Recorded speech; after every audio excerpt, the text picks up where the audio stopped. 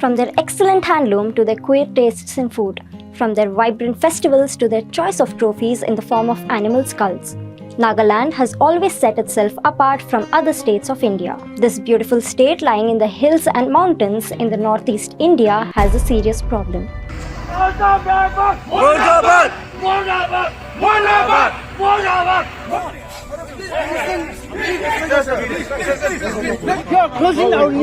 Which limit? This is your limit. What is your limit?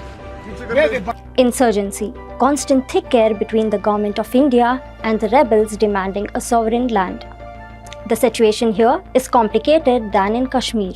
A recent botched anti-insurgency operation by the Indian Army in Nagaland that resulted in the killing of 14 civilians has brought the longest insurgency in India back into the spotlight. The insurgency here is the oldest and longest. Back in 1826, when the Britishers occupied Assam, it was known as Naga Hills. British India government sent around 2,000 to 3,000 Nagas as labourers and porters to France. They were called Naga Labour Corps. The corps returned to India after World War I and established Naga Club in 1918. During World War II, when Japan attacked India, Nagas fought on their own and retreated the Japanese, after which the Deputy Commissioner of Naga Hills replaced Naga Club and established Naga Hills District Council to repair the damage of the World War. Later, Naga Hills District Council was renamed as Naga National Council, commonly known as NNC. They demanded Nagaland to be declared as a sovereign region.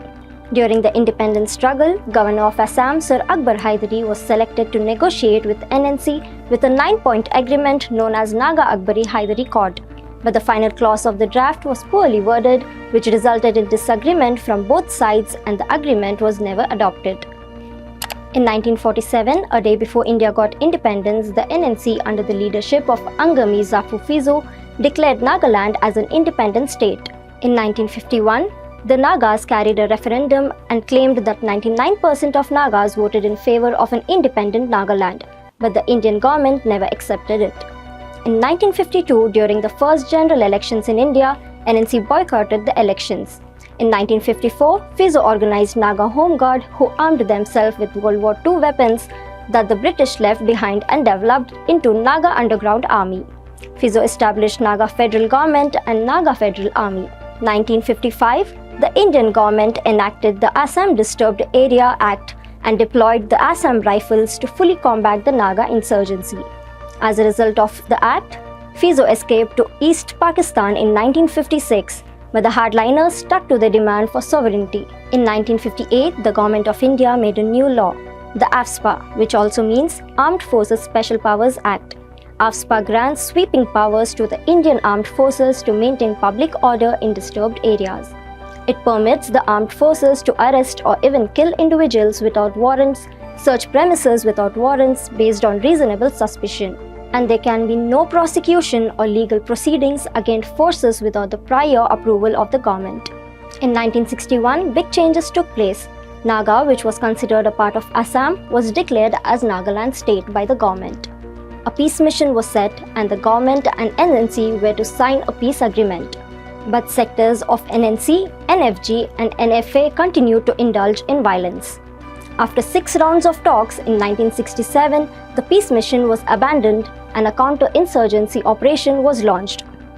In 1972, NNC and its constituents NFG and NFA were declared as unlawful associations and banned by the centre. 1975, Shillong Accord was signed between the centre and a section of NNC and NFG, according to which NNC and NFG accepted the Indian constitution and agreed to surrender their weapons.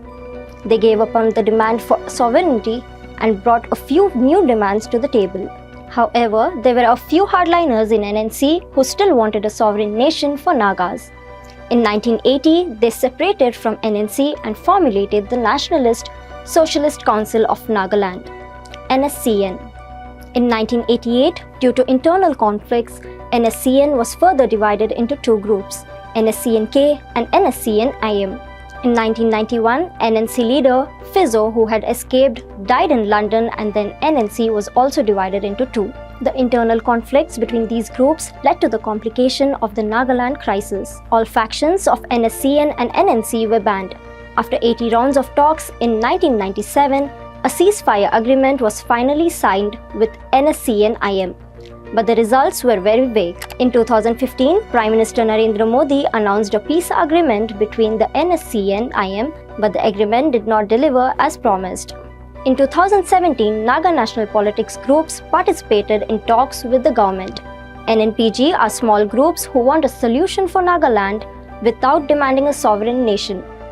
NSCN-IM emphasizes that Nagaland was never a part of India.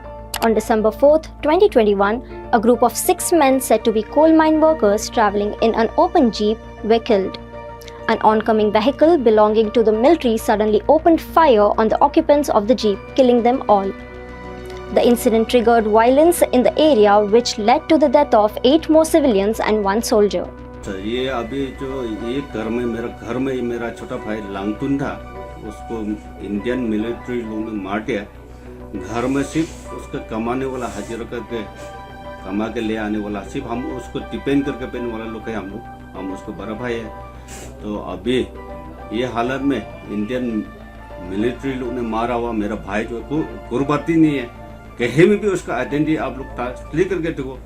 ये हमारा गाँव का chairman लोग से और ये government का तरफ से भी आप लोग इंक्लूड सकता है। ये हम लोग का भाई जो मेरा भाई था वो गुरबाती नहीं है, ये डिटेल हम उसको बड़ा भाई है, हम उसका डिटेल हम दे सकते हैं। With massive protests, calls for repeal of AFSPA grew louder after the botched security ambush that claimed 14 lives. During a special session held on December 28th, Deputy Chief Minister Yanthungo Patton said power and immunity had led to instances of gross abuse by members of the security forces over the years. He said the sender should seek the opinion of the state government before notifying the state again as a disturbed area. On December 22, 2021, the Nagaland Assembly unanimously adopted a resolution demanding the repeal of AFSPA.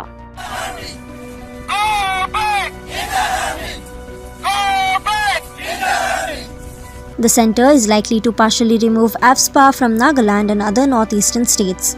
The decision is followed by Home Minister Amit Shah's meeting with the Chief Minister of Assam and Nagaland on 23rd December 2021. AFSPA's partial withdrawal would mark a first in the history of the state. However, the whole incident has cast a shadow on the future of ongoing peace talks between Naga militant factions and the centre.